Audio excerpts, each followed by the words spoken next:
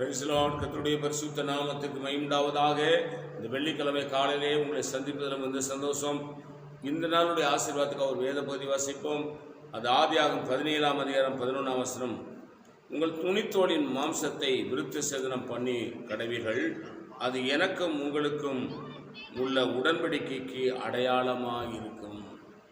இப்போ இஸ்ரவேல் மக்கள் மோசே மூலமாக தெய்வத்தோடு உடன்படிக்கை செய்கிறார்கள். அந்த உடன்படிக்கைக்கு அடையாளமாக இங்கே விருத்த சேதனம் செய்யப்படுகிறது.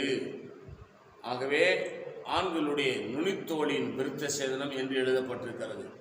அப்படி செய்யும்போது அவர்கள் உடன்படிக்கை செய்து கொண்டவர்கள், தேவனாகிய கர்த்தரோடு உடன்படிக்கை செய்து கொண்டவர்கள், இவர்களுக்கு ஆண்டவர் அவர், அவருடைய பிள்ளைகள் இவர்கள் என்கிற இந்த அடையாளத்திற்காக நுனித்தோலின் மாம்ச உடன்படிக்கையை செய்து கொள்கிறார்கள்.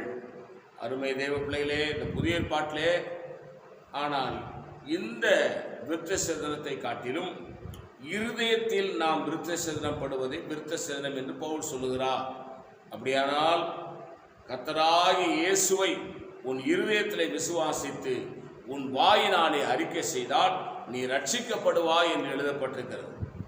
அப்போ இருதயத்தில் இயேசுவை ஆண்டவராக, இரட்சகராக, தேவனாக ஏற்றுக்கொண்டு இருதயத்திலே விருத்த சேதனம் அடைந்து நாம் அவருக்காக இந்த பூமியிலே வாழும் பொழுது என்ன நடக்கும் என்று சொன்னால், அது தெய்வத்தோடு நாம் செய்து கொண்ட உடன்படிக்கையின் அடையாளம்.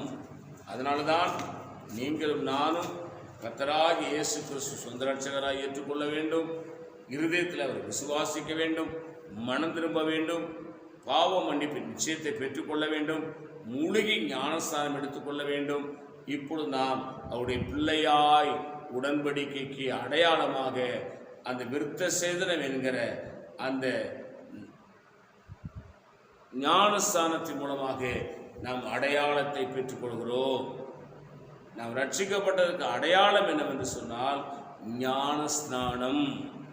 ஆகவே இதுவரைக்கும் ஞானஸ்தானம் எடுக்காத கர்த்தருடைய பிள்ளைகள், நீங்கள் ஞானஸ்தானம் எடுத்தால் தெய்வத்தோடு நீங்கள் உடன்படிக்கை செய்து அந்த உடன்படிக்கையின் அடையாளமாக இருக்கிறீர்கள் என்ற அர்த்தம். நான் உங்களுக்காக செய்வீங்க. பரிசுத்த பிதாவே, எங்களோடு பேசுகிற நல்ல வார்த்தைகளுக்காக சொல்கிறேன். இந்த வார்த்தையினுடைய ஆசீர்வாதம் இயேசுவின் நாமத்தில் பிதாவே, ஆமென். God bless you. கர்த்தர் உங்களை ஆசீர்வதிப்பாராக.